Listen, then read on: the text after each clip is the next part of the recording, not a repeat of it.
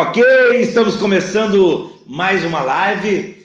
Já estamos aqui com a presença do Leonel Hadi, nosso amigo, policial, formado em Direito, em História, mestre, especialista.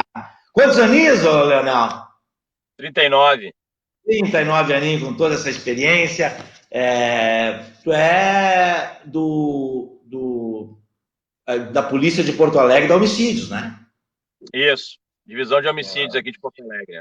Divisão de Homicídios, né? Estamos falando aí com esse fera da segurança pública aí, que é amado e odiado, mas que todos estamos assim, com as nossas posições, né? Nós temos as nossas posições, né? Gremistas e colorados, né? Direita e esquerda, nós somos assim, somos diferentes, né? Não agradamos a todos. Nós não trabalhamos nunca com a política do ódio, aquele que é diferente de mim, ele é diferente, mas deve ser respeitado e amado por mim. E esperamos que seja assim para sempre, né, Leonel? Para que a gente possa ter um momento democrático de verdade, né? Que a gente tenha a democracia no exercício de fato, né? Que a gente possa respeitar todas as opiniões, ainda que discordemos delas veementemente, né? Algumas opiniões, inclusive, são criminosas, né? E essas opiniões devem ser denunciadas, né? Do meio legal, com as ocorrências policiais, usando todos os meios que o Estado Democrático de Direito nos oferece. Leonel, meu querido, seja bem-vindo na nossa live. O nosso mandato tem construído live todas as quartas-feiras, das 18h30 às 19h30, né? E então, o Leonel está dentro do carro, porque ele estava indo para casa, deu um acidente, deu um engarrafamento, não pôde sair, está aqui. E no mais, meu querido, como é que tu estás? Tudo tranquilo, uma honra falar contigo, com toda a tua audiência aí. E é importante que realmente a gente faça esse debate que tu colocou bem, né, dentro da tolerância, dentro da democracia. Isso é o que importa nos dias atuais, né? Em tempo de tanta intolerância, tantas questões que a gente vê acontecendo, é importante que a gente faça essa aproximação e esse diálogo amplo, democrático e aberto.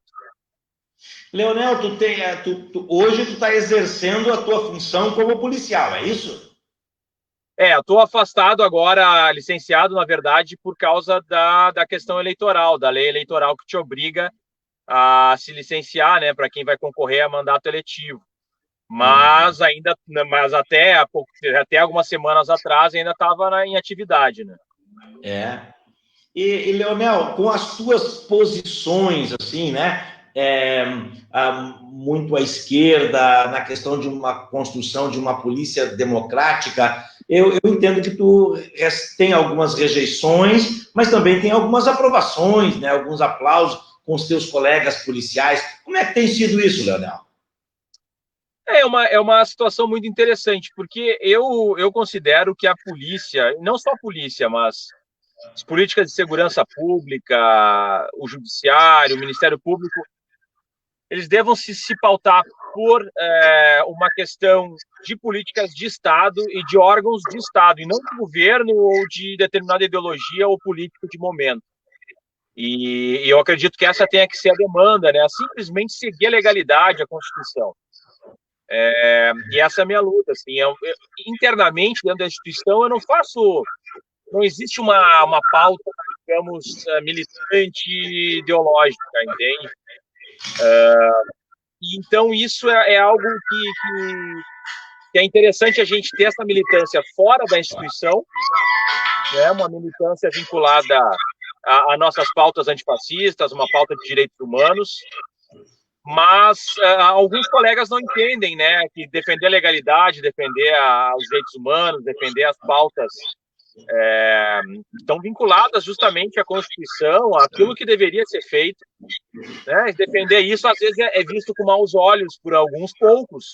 Por incrível que pareça, as pessoas acham que as instituições são majoritariamente fascistas e tal, e eu sempre digo que não, que a maioria dos meus colegas podem até ser conservadores, mas não são fascistas, e que é possível diálogo, sim. Se a gente consegue abrir portas, a gente consegue fazer um diálogo e melhorar as relações dentro das instituições. Então, eu considero que tem um grupo que apoia as pautas que eu defendo, que não são nada além daquilo que deveria ser.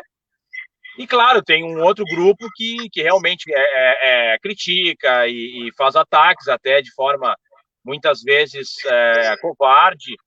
E geralmente não, todos são policiais que nunca trabalharam comigo em nenhuma operação ou nenhuma rotina de trabalho, então desconhecem, né, a minha forma de trabalho, porque eu já trabalhei com muitos policiais que me criticavam anteriormente, que tinham ressalvas quanto à minha ideologia, à minha militância, e depois me falaram isso ao trabalhar, dizer o seguinte: cara, eu tinha uma visão completamente diferente a partir daquilo que eu conhecia de internet ou de pessoas, terceiros falando de ti. Eu vejo que não é nada daquilo e que tu consegue diferenciar bem as pautas, né, a tua militância política do teu trabalho, e que tu é um policial que cumpre com seriedade a tua função e não deixa nenhum colega na mão, vamos dizer assim, né? Então é interessante essa relação que se tem dentro da instituição. Leonel, tu não sabe o quanto eu fico feliz com esse teu depoimento, né? Muito embora eu seja advogado, eu milito muito na questão forense, mas eu não tenho a experiência de delegacia, né? Tem muitos amigos policiais, tem um colega policial militar aqui que é vereador comigo, Sargento Santana, muito camarada, gente boa, assim, do diálogo, da conversa também, né? Um cara do PTB ali, mas ele realmente faz a diferença entre as ideias e a questão do relacionamento e do respeito, um cara muito pelo Estado Democrático de Direito, assim. E assim, que legal esse teu depoimento aí, porque, sabe, Leonel, eu acho que esse é um desafio da esquerda, sabe?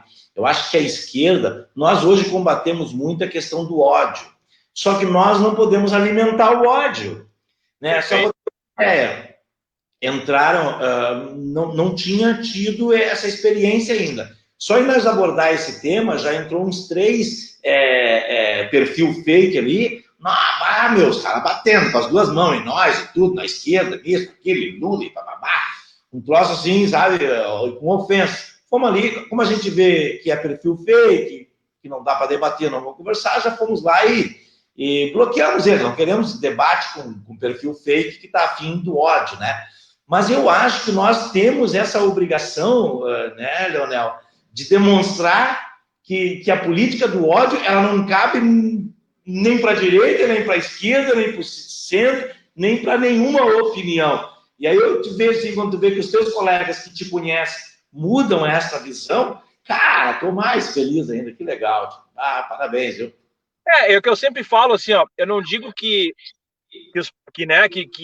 as pessoas vão, de repente, se transformar em militantes de esquerda ou militantes da pauta. Claro. Mas conseguem, sabe, tipo assim, não, a coisa não é tão assim como pintam, né? Muda um pouco o conceito. E é importante também que a gente tenha a percepção que a gente não pode, por exemplo, a pauta da segurança pública é uma pauta que a extrema-direita ela abraçou como se fosse dela e que ela é detentora dessa pauta. E é uma mentira. Mas a esquerda muitas vezes aceita isso como uma verdade e joga a pauta da segurança pública para o colo da extrema-direita. Então acha que todo policial é fascista, toda instituição é fascista, a polícia tem que acabar, blá, blá, blá. E aí, quando vai para a pauta da segurança pública, diz assim, não, isso aqui não nos interessa, a gente não quer dialogar com esse pessoal é de lá. E aí dá razão para a extrema-direita, que acaba pautando toda a questão estrutural das instituições, a questão de como essas instituições vão agir perante a sociedade, né? E depois a própria esquerda, o próprio campo democrático, acaba sofrendo as consequências de uma pauta que abdicou, que abriu mão de debater e se apropriar. Leonel, nós estamos aqui já com 40 pessoas nos assistindo, pessoal aqui do bairro Matias Velho, Sônia, Fabiana, a doutora Fabiana, que é advogado, o André, a Clau Silva. A Clau Silva, acho que é a primeira vez que ela entra aqui. Seja bem-vinda, Clau. A Ângela está conosco, Simone de Oliveira, o Gerry, a Daniela, jornalista, Roberto Tejadas, a Brenda Helena. Que legal, Brenda. Um abração, minha querida. Nelson Foz, estamos juntos, vereador, pelo assunto abordado. João Pedro, olha o João Pedro aí, pedagogo. Ó. Paulinho Carvalho, Augusto Ribeiro, olha o Júnior Menezes aí, a Ana Mussati aí, da Promotora Legal Popular. Uma galera aí, Eduardo Matos, essas lives têm sido muito boas. Olha o Eduardo Matos do Gajuviras ali, ó. trabalha com criança e adolescente. A Yolanda, família Santa Helena, aí que legal. Roberto Medeiros, advogado, nosso colega. Boa noite, vereador, e boa noite, Leonel. Uma polícia cidadã deve ser o ideal para qualquer sociedade democrática. É verdade. Olha o Silvio Cunha aí, um abraço, Silvio. Que legal. A Jaqueline Stobene, a professora, boa noite, minha querida. Que legal que está conosco. Temos aqui a Antônia Ferreira, minha professora amada. Boa noite, meu fofinho. Fofinho sou eu, tá, Leonel? Não fica te assanhando aí. Olha aí. Boa noite para o policial Leonel Hadi. O Hadi é com 2D mesmo, Leonel, é isso? 2Ds e um E, alemão. É alemão, tá, perfeito. Olha aí, então. Olha aí o Sérgio Galho, advogado, mandando um abraço pra gente. A Raquel da Silva Teixeira. Ô, Raquel. Tânia Foz, que legal, o pessoal tá nos assistindo. A Gabriele Bel. Olha, a Solange Peixoto, um abração, Solange. Pessoal, e olha que legal, o pessoal acompanhando aí, ó.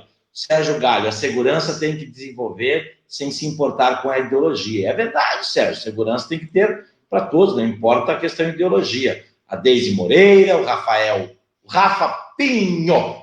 Boa noite a todos, boa noite, um abraço para vocês, doutor Valdo, assunto importante e preocupante. É verdade, temos que nos preocupar com todos esse assunto.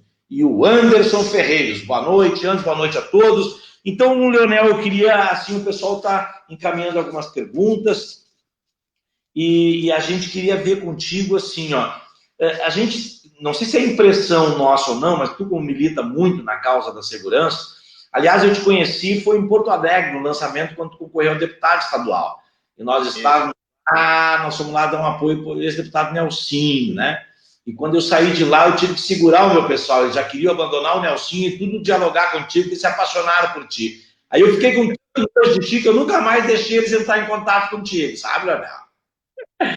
Eu só queria dar esse relato porque tu é um cara muito simpático, muito amigão, muito gente boa. Tua fala é uma fala carregada de conceitos humanos, mas ela é carregada de amor, de sentimento mesmo, de respeito pelo cidadão. Tu é um cara que eu admiro para caramba mesmo, cara. Obrigado por estar dialogando com a gente. Eu queria que tu falasse uma coisa aqui, ó. Ao redor do mundo, a polícia vem enfrentando alguns problemas de violência, principalmente ali nos Estados Unidos, os caras filmando, o cara pisando no pescoço do negão, o cara dando 4 tiros, entendeu?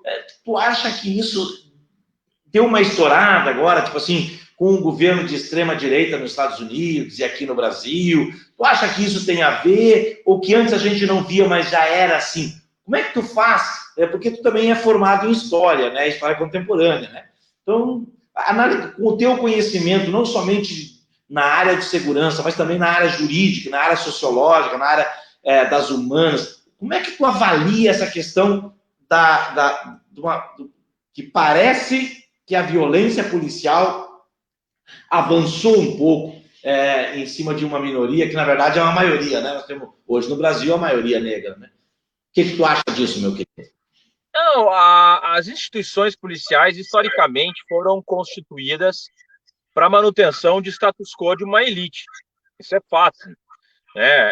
Historicamente, elas foram criadas em todos os países para a manutenção daquela elite que, naquele momento, se estabelecia e queria se proteger frente aos ataques das camadas mais populares. Assim foi no Brasil, assim foi na Inglaterra, nos Estados Unidos. Isso é histórico.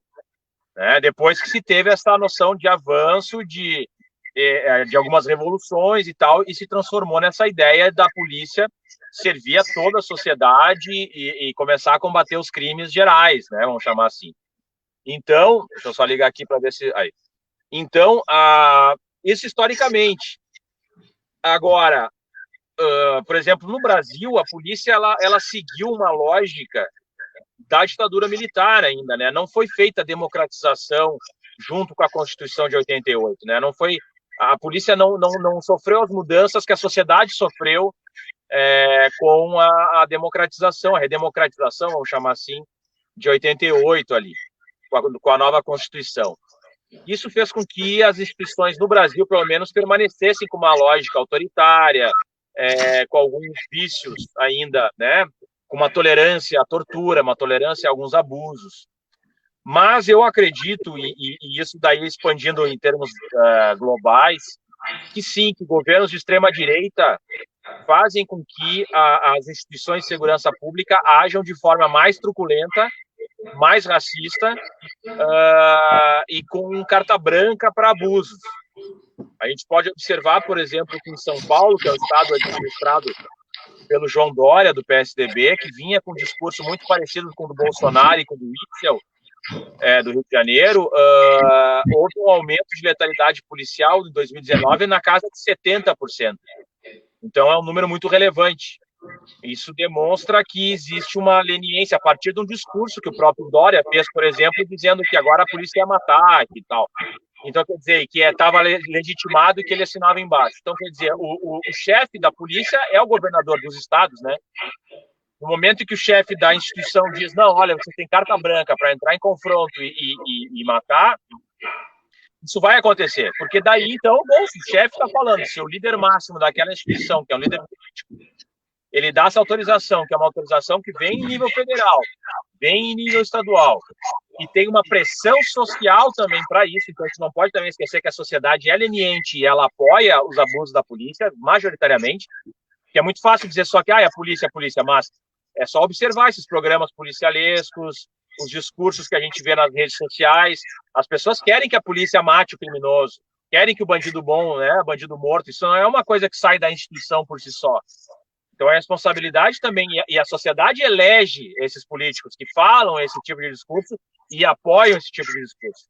Então, eu vejo, sim, que a sociedade e os políticos, a partir dessa lógica de avanço fascista, fizeram com que as instituições, de fato, entrassem mais em confronto, agissem de forma mais truculenta à luz do dia. E aí que a gente vai ter, e isso no nível global, se a gente for pensar, os Estados Unidos é a mesma coisa. O Trump tem o mesmo viés.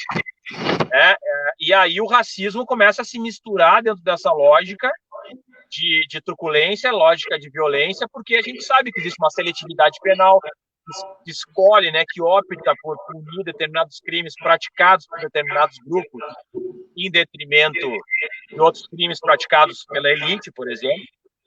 E toda essa mistura que vem desde as legislações, desde a estrutura social, acaba sendo incentivada nesse momento, nesse período de intolerância e de aumento de violência e de discursos de ódio, e propagado muito pelos políticos que estão no poder, pelos administradores, e isso sim passa para as instituições. Então eu não considero que é só aumentou as filmagens, aumentaram as denúncias, pode ser que a nova tecnologia e tal, né, tenha esse impacto, mas houve de fato sim um aumento da truculência e da letalidade dos órgãos repressivos em nível global, onde a extrema-direita administra.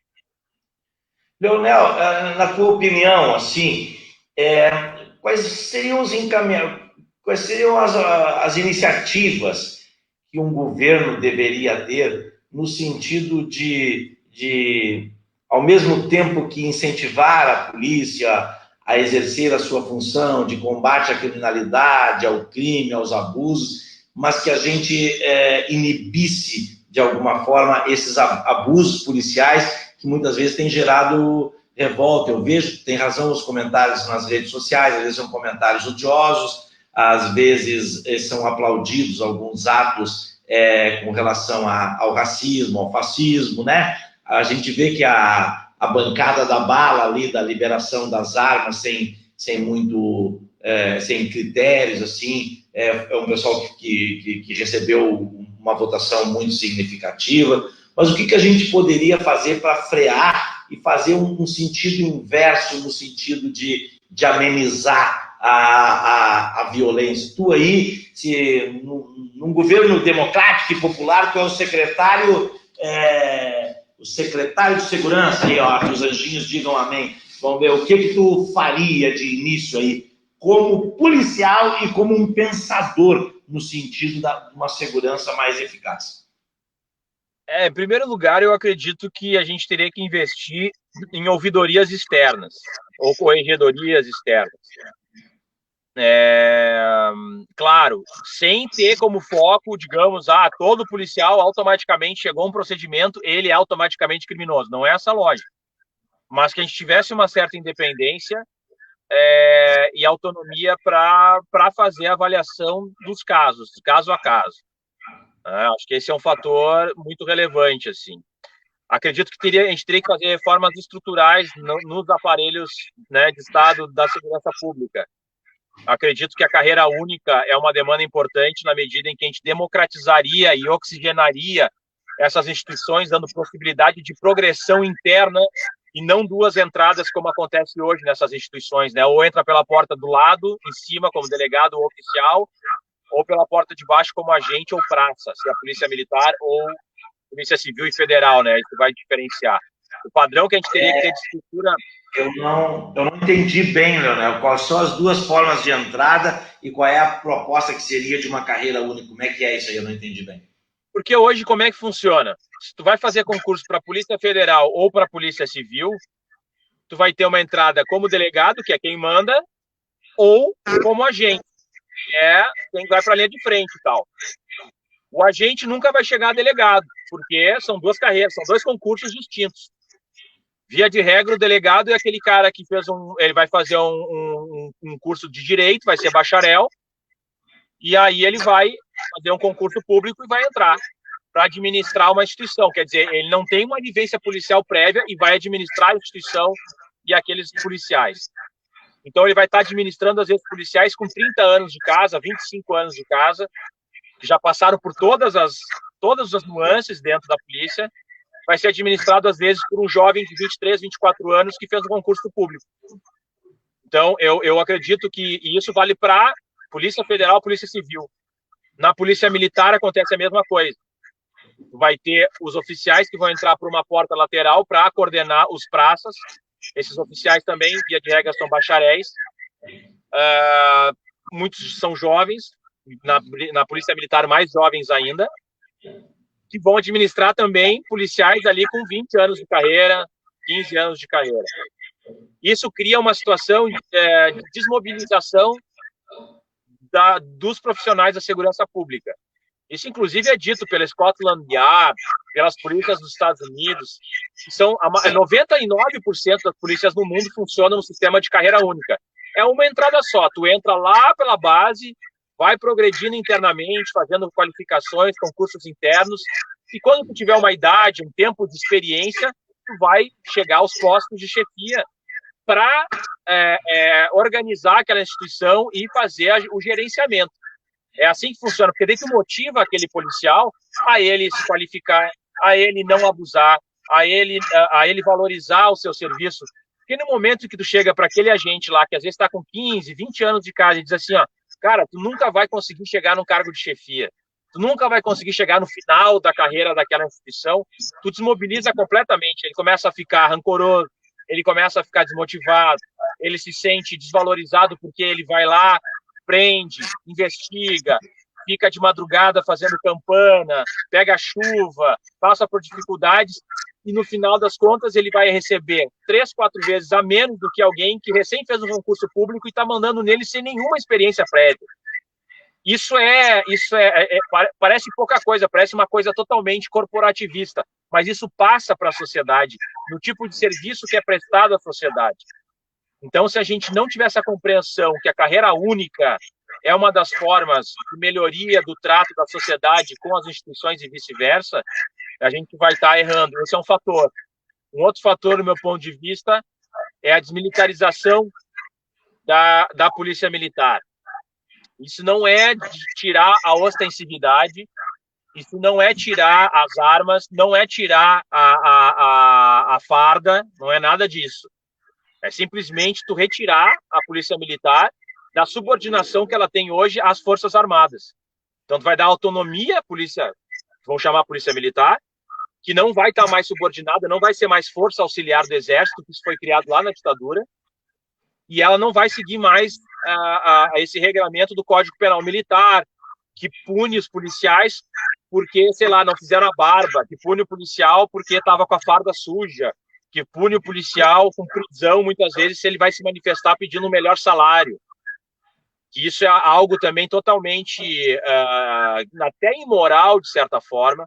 Isso não tem nada a ver com hierarquia, com disciplina, né? Não tem nada a ver com isso. Isso tem que se manter, hierarquia, tem que se manter a disciplina, manter, né, os cargos e tal, no sentido de, bom, um vai ser a chefia e o outro... Não é isso que a gente está falando, mas tem que tirar dessa lógica militar, que é uma lógica muito usada no conceito de guerra. Quando tu vai para um confronto, o militarismo é relevante, por quê? Porque tem que seguir uma ordem, obedecer e ponto final, e não tem que refletir. Por exemplo, hoje os policiais militares não podem ter sindicatos, eles não podem se manifestar. Muitas vezes as mulheres têm que ir para frente de quartéis para fazer a movimentação. E isso é algo que mexe com o psicológico também, e tem uma lógica sempre de confronto contra o inimigo, porque o militarismo ele tem um inimigo a ser combatido. E isso dentro da polícia traz um problema, porque a polícia começa a ver sempre o inimigo, e dentro de uma sociedade não é essa lógica. Então, a desmilitarização é outro ponto essencial nesse aspecto de melhoria de relação, né, com a sociedade. A gente pode pensar também... Diga. Essa questão que tu falou aí é mais ou menos a questão da polícia cidadã, que alguns estados têm implementado. Mais ou menos. Exato. Exato.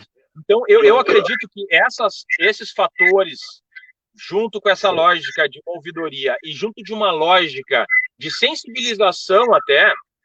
Porque que acontece hoje? Hoje, e eu nem digo na formação, tá? Porque a formação das academias de polícia até 2016 eram feitas em nível federal. Então, quer dizer, todas as polícias do país seguiam uma cartilha pensada por um governo de centro-esquerda, que era o governo do PT na época.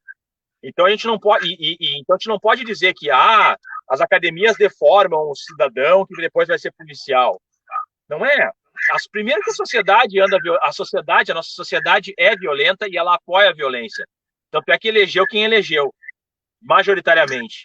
Mas é importante que a gente reflita que a gente tem que, de uma certa forma, pensar políticas, exatamente como tu falou, de polícia cidadã, de aproximação da polícia com a comunidade, fazer essa lógica de policiamento comunitário mesmo. Isso vai entrar as guardas municipais, inclusive nessa lógica de prevenção e de vinculação com a periferia, com as zonas, né, conflagradas. Mas, enfim, eu acredito que essa sensibilização, essa lógica de policiamento cidadão, focado na prevenção e na vinculação com a sociedade, não só na lógica repressiva, tenha um bom impacto. Mas, para isso, a gente tem que ganhar essas instituições no discurso. O campo democrático tem que começar a dialogar e fazer conversas para essa instituição, e não simplesmente só trazer críticas, só trazer denúncias, que é relevante também, mas a gente ficar unilateralmente só fazendo isso, depois não adianta, quando a gente assume governos, fazer políticas salariais de valorização profissional, como foi feito pelo PT e pela esquerda, que tem que ser reconhecido em nível federal e em nível estadual aqui no Rio Grande do Sul. O PT foi o partido que mais fez pela segurança pública no Estado e no país. Mas a gente tem que ganhar no discurso, demonstrar que nós temos políticas e nós reconhecemos os trabalhadores da segurança pública como eles são. Trabalhadores, cidadãos de direitos, que têm as suas demandas, têm as suas contradições, mas que não podem ser excluídos e alijados do debate. Tu sabe, Leonel, que a importância... Eu sou filiado ao partido desde 86, né? Sou vereador aqui em Canoas desde 96, já há 24 anos, agora estou completando esse ano.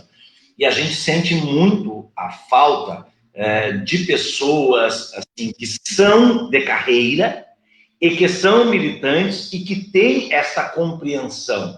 Sabe que tu tem uma função muito nobre aqui, é que nos ajudar no sentido de enxergar melhor alternativas e, de fato, ganhar a categoria. Porque muito se faz nos governos de esquerdas no sentido de valorizar a polícia. Por exemplo, a questão do governo Lula foi um dos governos que mais preparou a Polícia Federal, por exemplo. Né? Foi, com certeza. Economia, né? Tanto é que as próprias legislações mais modernas em relação a isso foram criadas em nossos governos, né? E, de fato, não ganhamos no diálogo, na conversa, mas temos que analisar bem onde estamos errando, já que acertamos na política, né? Leonel, tem uma pergunta, tem umas 3 perguntas aqui, eu vou lançar as 3 no teu colo aí para tu ir destrinchando aqui. Ó. A Cláudia Vasconcelos pergunta a questão das câmeras no uniforme, nas viaturas de polícia, que a gente vê muito aí e tudo mais. Tu acha isso importante no sentido de trazer mais verdade real às situações? Porque eu fico imaginando, né? A polícia sobe o morro. Muitas vezes é necessário algum tipo de força policial e, às vezes, quem está sendo perseguido pode mentir, assim como a polícia pode, de alguma forma, exagerar na sua ação e também mentir. Então, que as câmeras viriam, né, nessa questão. Outra coisa, pergunta que o Ideal Canoas pergunta o seguinte, desculpa, sobre a questão do racismo e violência neste governo que é intolerante. Você liga que, tipo assim, ó, as pessoas se tornaram mais intolerantes ou elas já eram e só receberam, tipo assim, um apoio para expressar a sua opinião, tá? E aqui diz assim, você tem algum projeto, tu não tem mandato parlamentar ainda, né? Mas tu já concorreste, tipo assim, ó, tu tem algum projeto no sentido da desmilitarização da polícia e como isso ressoa dentro da categoria? Contigo, Leonel. Sobre as câmeras de segurança, as câmeras nos coletes e viaturas, eu sou favorável. Agora, eu sei que tem uma dificuldade técnica de operacionalização, né? Tudo no Brasil é um drama, né? As viaturas vêm cheias de defeitos, via de regra. Então, imagina tu botar mais um equipamento tecnológico nisso. Eu desconfio se isso vai funcionar em termos operacionais. Mas, por exemplo, eu uso câmera no meu colete, minha câmera, justamente porque eu vi muito mais acontecer, digamos, criminosos mentindo depois lá na frente, né, do que o contrário. Então, e com a nova lei de abuso de autoridade, né, os policiais estão cada vez mais andando na linha. Então, eu preferi usar porque eu considero muito mais os casos que eu vi infinitamente superiores foram de criminosos mentindo em relação à real abordagem realizada e como foi feita a prisão. Então, por isso que eu digo, é uma proteção ao bom servidor, ao bom policial. Então, eu penso dessa maneira. Agora, eu desconfio da forma de operacionalização disso aí, né? Eu acho complexo. Creio que tem que ter uma quantidade de memória nas câmeras, e tem que mandar isso para uma central bem organizada, que vai gravar isso, tem que deixar abastecendo, né, para ele não acabar a bateria. Tem uma série de fatores que ficam mais complexos, né, numa situação de até econômica dos órgãos de Estado. Mas, se fosse assim, temos dinheiro, vamos implementar, eu seria favorável. Tá? Primeiro ponto. Por esse motivo, principalmente porque protege o policial. Em segundo lugar, a pergunta era em relação ao racismo ou ao projeto? Não, são duas questões. Com relação a essa questão aí da desmilitarização. Desmilitarização, tá. Não, a questão da desmilitarização ela tem que ser feita via PEC, né? É uma emenda constitucional alterando ali o artigo 144 que tem ali os órgãos de segurança, aí teria que desvincular como força auxiliar do Exército e aí reformular através dos estatutos e até do SUSP agora, que é o Sistema Único de Segurança Pública, teria que mudar outras legislações infraconstitucionais para que tivesse essas mudanças, né? E também nos estados teria que ser feita essa modificação, porque as polícias militares são subordinadas aos governos estaduais. Então, mas via de regra, teria que ser via PEC o primeiro passo para, então, fazer essa modificação das instituições. E, por último, a questão do racismo e tal, se a sociedade sempre foi ou não, né? Na verdade, eu vejo o seguinte, nós sempre vivemos numa sociedade racista, estruturalmente racista, é só a gente ver o processo pós escravidão, além do processo de escravidão, como foi feita a nossa lei áurea ali, a alforria e tal. Simplesmente jogaram essas pessoas e a gente vê hoje a situação chegando, por exemplo, a gente tem mais da metade da população negra e nos postos de comando, né? Bom, vamos para a política. Menos de 3% dos políticos eleitos são negros no Brasil. Uma população de 54%, 52%, dependendo né? Isso é representativo do racismo no Brasil. E aí a gente vai ver a questão salarial, a questão de vítimas de homicídios, vitimização, quantidade de presos, a gente vai sempre ver a prevalência de negros nesses quadros. Agora, com certeza, existe vamos chamar assim, não rancor a palavra, mas um ressentimento de uma parcela da população que começou a ver políticas feitas a partir dos governos de esquerda, que é, por exemplo, a política de cotas, Bolsa Família, políticas de redistribuição de renda, Minha Casa Minha Vida, que acaba atingindo boa parte, né, dessas pessoas que estão numa situação de vulnerabilidade, boa parte delas vem da população negra. Isso acaba causando, vamos dizer, um ressentimento naquela classe média branca, classe média baixa, classe média alta, mas que acha que está pagando muito imposto e não se vê representada pelos governos e tal, e começa a identificar as pautas do movimento negro, as pautas, digamos, inclusivas, como algo negativo que deve ser combatido. E aí começa, né, numa lógica de, eu estou sendo preterido, eu estou sendo prejudicado.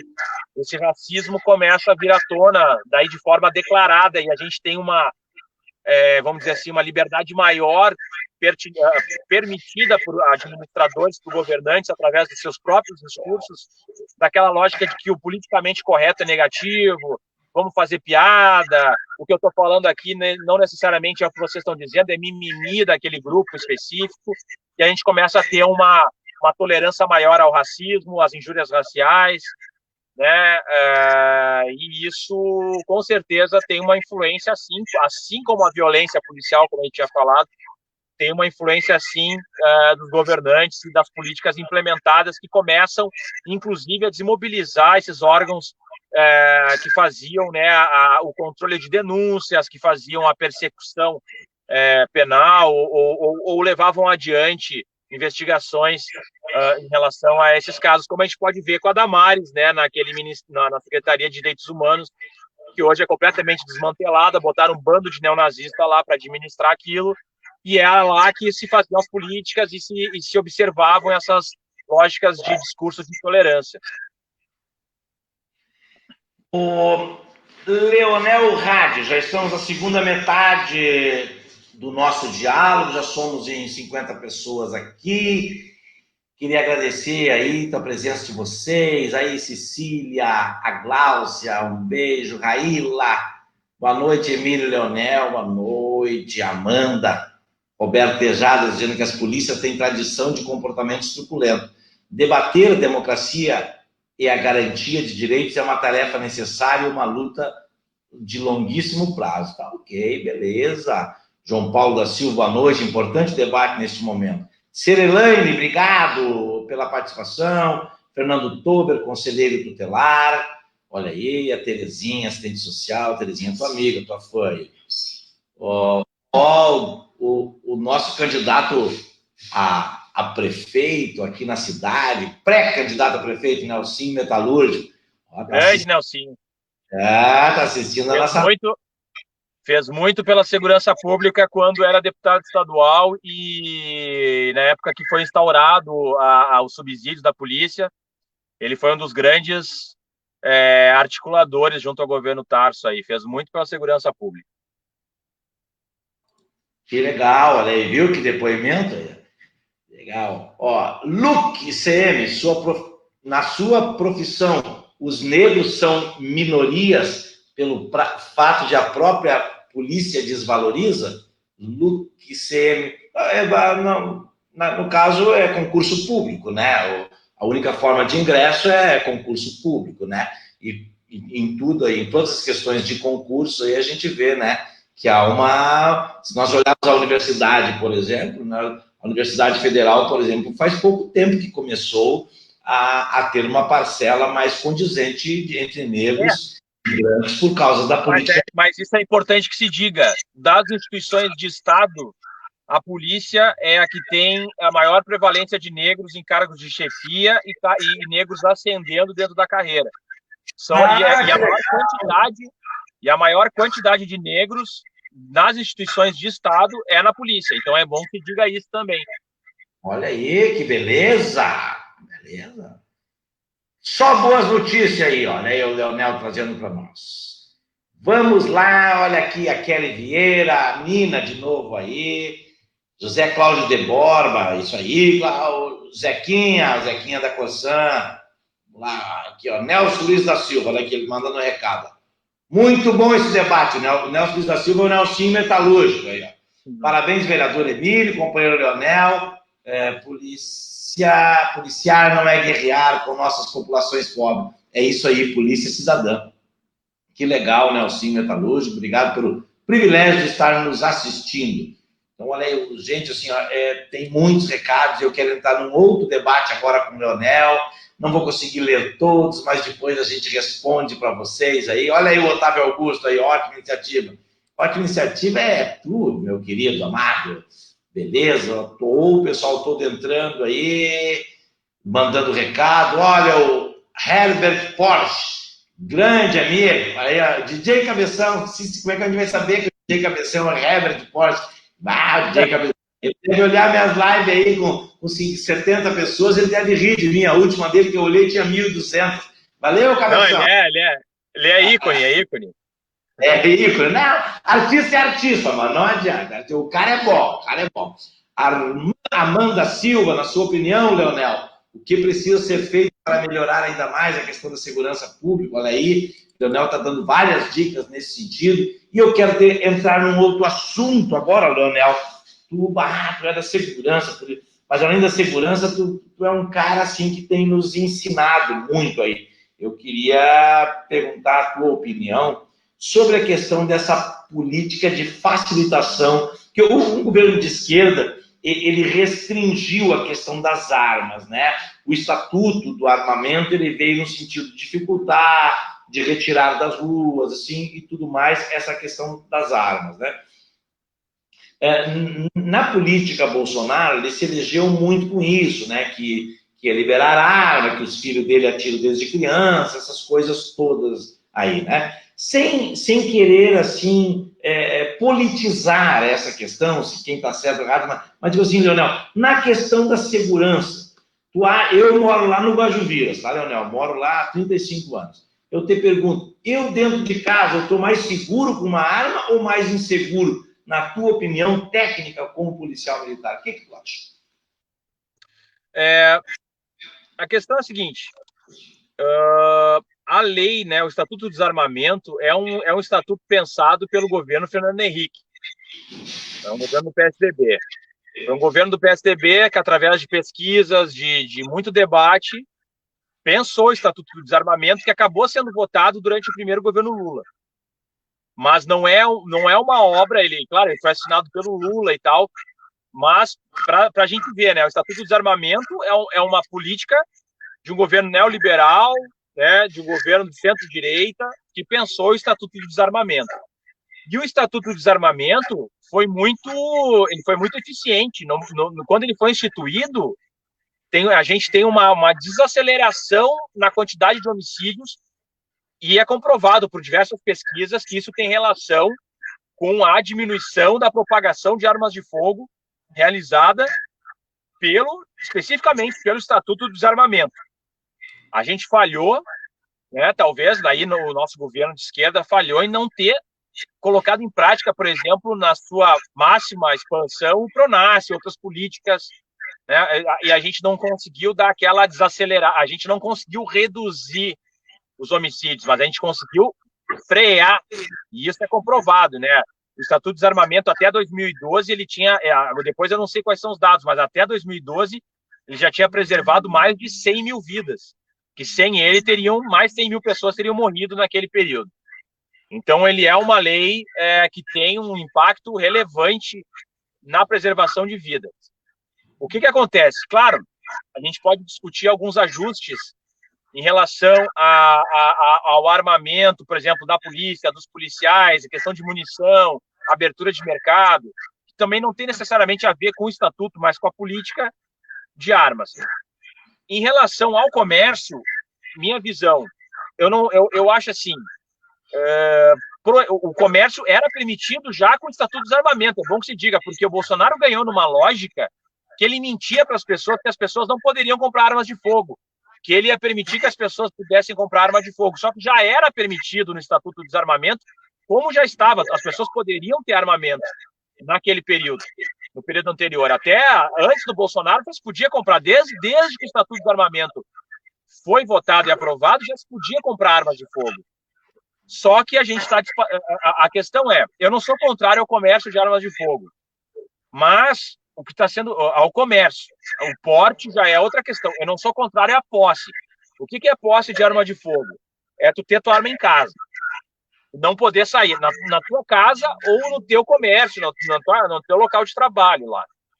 Tu pode ter armamento, mas não pode transitar com esse armamento, não pode portar esse armamento. Eu vou no supermercado, eu vou andar com o meu carro, porque aí que eu sou contrário ao porte de arma de fogo, principalmente da forma como está sendo feito, que é do tipo, tu tira completamente o controle, tu faz provas extremamente fáceis, sem critérios, não faz uma investigação social de quem possa ter aquela arma, nem psicológica, decente, e tu dá um armamento para uma pessoa ficar andando com esse armamento no trânsito, tendo várias... Agora foi liberada a quantidade de armas e munição para tu ter em casa. Então, pessoas têm arsenais de calibres, assim, que é calibre de guerra, está sendo liberado para comprar, e isso não vai acabar bem. Primeiro ponto, vai aumentar o número de crimes banais, que são feminicídios, brigas de trânsito, discussões entre vizinhos, vai aumentar o número de suicídios, né? E isso que eu estou falando não é da minha cabeça, isso tem estudos que demonstram isso, que com a maior quantidade de facilitação de comércio de armas de fogo, isso inclusive nos Estados Unidos, a gente tem um aumento de suicídios, acidentes domésticos, especialmente com crianças, e a questão desses crimes banais. E fora que aumenta a quantidade de armas no mercado, tu vai ter uma queda, inclusive, no mercado ilícito. Então, a criminalidade vai ter um acesso cada vez mais facilitado a armamentos cada vez mais potentes, em cada vez maior quantidade e com preços cada vez menores, inclusive das munições. Então, a gente está, na verdade... E outra questão muito grave é que o governo Bolsonaro vedou uma portaria que fazia justamente o rastreio dessas armas de fogo e munição. E aí eu me pergunto, um governo que tem como objetivo e discurso de favorecer a segurança pública e não permite que as armas sejam rastreadas, a gente não saiba de onde foi comprado, para onde foi vendido, como foi localizado na mão da criminalidade, de onde veio aquela munição, qual é o lote. A gente não tem como saber disso, dificulta o trabalho da investigação policial, dificulta o trabalho da justiça e dificulta saber qual é o trânsito da arma ilegal, legal, né, que foi cair na mão da criminalidade. Para quem interessa isso, se não para os milicianos, se não para os homicidas, né? Então, o governo tem um discurso demagógico e cínico que diz favorecer, valorizar a segurança pública. Jamais, se fosse real esse discurso, ele poderia fazer esse tipo de política. E tem muito a ver também com o sucateamento dos órgãos de segurança pública.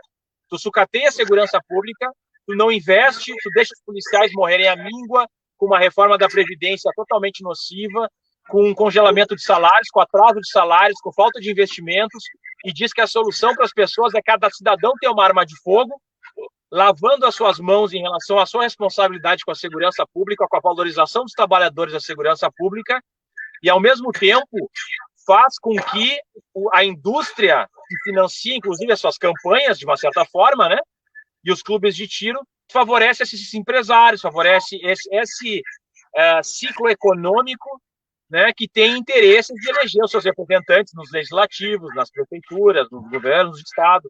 E eu não sou contrário aos clubes esportivos de tiro, não sou contrário que talvez os atiradores profissionais, instrutores de tiro, possam até ter o seu porte de arma de fogo. O que eu sou contrário a essa vulgarização, vamos chamar assim, do porte e do comércio de arma de fogo, que isso é nocivo, isso vai causar mortes, isso facilita o comércio ilícito, e é completamente na contramão do que acontece nos países desenvolvidos do mundo, inclusive nos próprios Estados Unidos está se debatendo essa questão, né, do comércio e do controle de armas de fogo. Então a gente está indo na contramão total do resto do mundo. Ô, Leonel, deixa eu te fazer uma provocação aqui, meu querido. Vou aproveitar o teu conhecimento, a tua experiência, o teu estudo na área. Assim, considerando o aumento de feminicídio, considerando a violência doméstica, considerando os acidentes que ocorrem dentro de casa, principalmente com crianças, por que ainda assim tu é favorável à questão da posse de arma em casa ou no comércio? Porque eu acredito que tenha localidades e que é necessário que a pessoa tenha uma forma mais acessível de ter alguma possibilidade de proteção. Por exemplo, zonas rurais, casas afastadas, né, situações aí muito específicas. Eu acho que tem que ter, a pessoa tem que ter o direito, se ela quiser, a ter esse acesso, mas não ao calibre, não ao armamento que estão propondo. Agora, e eu também defendo a seguinte tese: eu sou uma pessoa que defendo as liberdades. Eu não sou um liberal no sentido, né, liberal na economia, não é liberal no sentido, né, bom investimento de mercado, não é isso. Mas eu acredito que as pessoas tenham que ter a sua autonomia. Então, eu defendo a questão do direito ao aborto, eu defendo a questão da legalização e descriminalização, regulamentação e legalização da produção e comércio de drogas. Eu sou favorável, né, digamos assim, eu acredito que as pessoas tenham que ter direito a ter a sua autonomia. Então, seria meio incoerente também eu chegar e dizer assim, não, as pessoas não podem comprar uma arma de fogo. Agora, não da maneira como está sendo feito, não dessa forma vulgar, né, e populista que é feito o debate sobre armas de fogo. Mas, por exemplo, com a tua experiência policial, tá? Meu pai tem 82 anos e mora no interior de Mariana Pimentel. Se perguntarem para mim, eu, de forma empírica, né? Não sou técnico na área. Emílio, o teu pai pode ter uma arma lá, eu vou dizer, não, a arma vai atrapalhar ele. Se ele for assaltado, eu quero é que assaltem ele, que leve tudo e tudo mais. Porque se ele tiver uma arma e reagir, vão matar o meu pai, ou a minha mãe, ou a minha irmãzinha. Não, é aí que tá. Essa é uma falsa percepção. Não, é que essa é uma falsa percepção que as pessoas têm em relação à arma de fogo. As pessoas acham que, se eu tiver uma arma de fogo, eu não vou ser assaltado. Se eu tiver uma arma de fogo, o criminoso, automaticamente, eu vou ter uma vantagem em relação ao criminoso. A arma de fogo, ela só é útil em relação à reação quando tu tem o elemento de surpresa e a vantagem de antecipação ao que vai ser feito.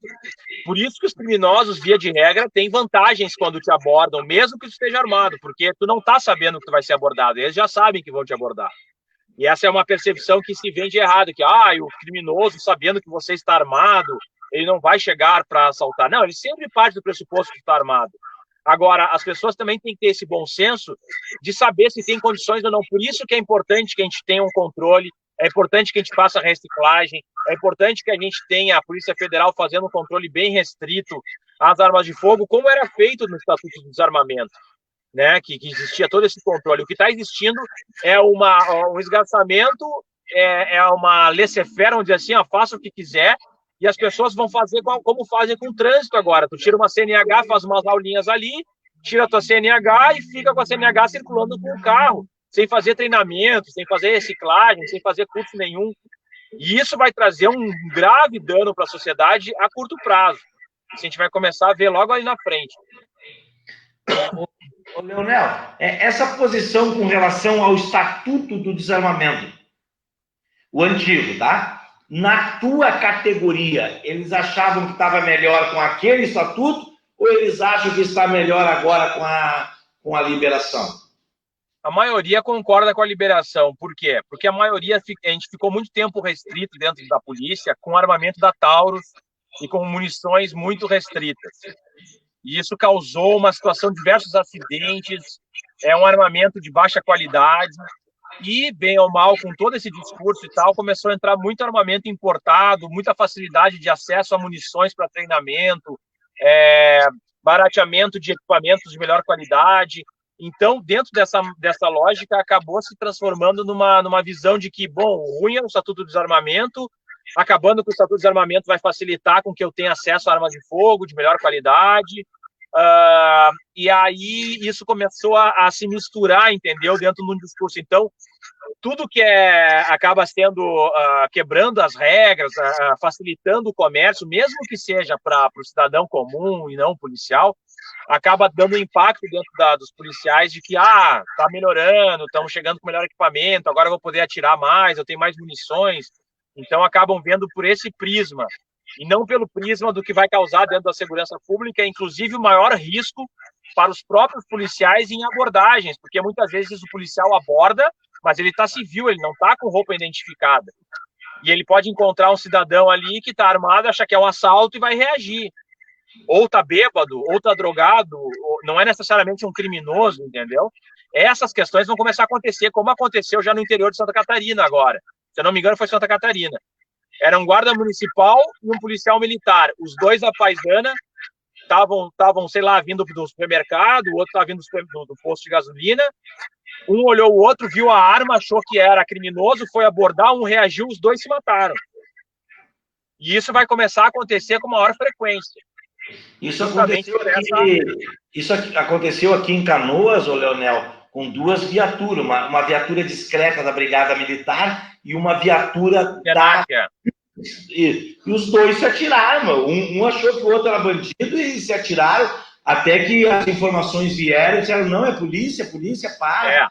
Aconteceu isso, aconteceu outra situação, que os policiais do Paraná vieram, tinham sequestrado, e daí um policial militar que estava fazendo bico ali e tal, no posto de gasolina, foi abordar, os dois também, e aí mataram o policial, porque estava civil. Então, quer dizer, quanto mais armas circulando, mais chances que a gente tem de ter esse tipo de situação. Leonel, meu querido, nós temos 3 minutos para terminar a nossa live. Eu quero te agradecer imensamente por tu estar contribuindo não somente com a sociedade, mas eu sei que tu também contribui na tua categoria, tu ama a tua categoria, tu respeita os teus colegas e tu estás levando para lá um novo debate e que outros já fizeram e que outros farão, mas é importante que tu faça esse debate sendo um policial, sendo da categoria. Também é muito importante que tu faça esse debate interno nos partidos de esquerda, porque traz mais luz, mais informação para a gente debater, ou mudar de ideia, ou mudar a tua ideia, ou nós ficarmos conversando. Mas é importante isso. Queria dizer, cara, que tu é importante para uma política de segurança com uma visão, assim, de esquerda. Nós podemos estar certos em muitas coisas, podemos estar errados em outras coisas, e é a construção, e é esse debate que nos fará irmos no caminho correto. Quero te agradecer imensamente pela tua dedicação, pela tua vida, pelo carinho com que tu trata teus colegas, pela tua formação, tu não está abdicando da tua formação, tu fez o teu mestrado, fez a tua especialização, parabéns pelo teu trabalho, e tu tem 3 minutos agora para se despedir das pessoas que estão aqui nos ouvindo e que mandaram milhões de mensagens para ti, depois tu vai ter que entrar na live aí para responder ali pro pessoal. Tá bom, Leonel? Maravilha. Bom, queria te agradecer, Emílio, tudo isso aí, que a gente não pode ainda falar essas coisas, porque a gente está no período pré-eleitoral, né, pela lei eleitoral, mas eu torço muito pelo teu sucesso, pela tua combatividade. É importante que a gente tenha, né, cada vez mais pessoas comprometidas com a democracia, com a boa política, com a melhoria de vida da sociedade, que faz esse papel. Agradecer a toda a audiência e pedir que as pessoas não acreditem em discursos demagógicos, saídas fáceis, né? Porque às vezes a gente cai num debate complexo e tem saídas fáceis, como aumentou a violência, bandido bom, bandido morto. A polícia não está dando a resposta, libera arma para todo mundo. É muito fácil, né? A pessoa com medo, ela acaba comprando muitos discursos falaciosos, mentirosos, e que não se comprovam depois no mundo real. Então é importante que a gente tenha consciência, estude, veja os dados, veja o que realmente funciona, né? Invista nas políticas públicas de segurança, muito mais do que cada um fazer. Essa ideia miliciana de que cada um faz a sua segurança não é saudável em nenhum lugar do mundo. Então a gente tem que pensar uma lógica de valorização do Estado no sentido de provedor de políticas de inserção social, de cuidado, de prevenção, que é muito mais importante. Então, o meu muito obrigado, estamos aí e a gente torce tudo de melhor para o nosso país, né, no meio de uma pandemia e para essa situação de desemprego e de descrença que a gente está, mas que a gente possa ter uma sociedade melhor logo ali à frente. Muito obrigado, uma boa noite.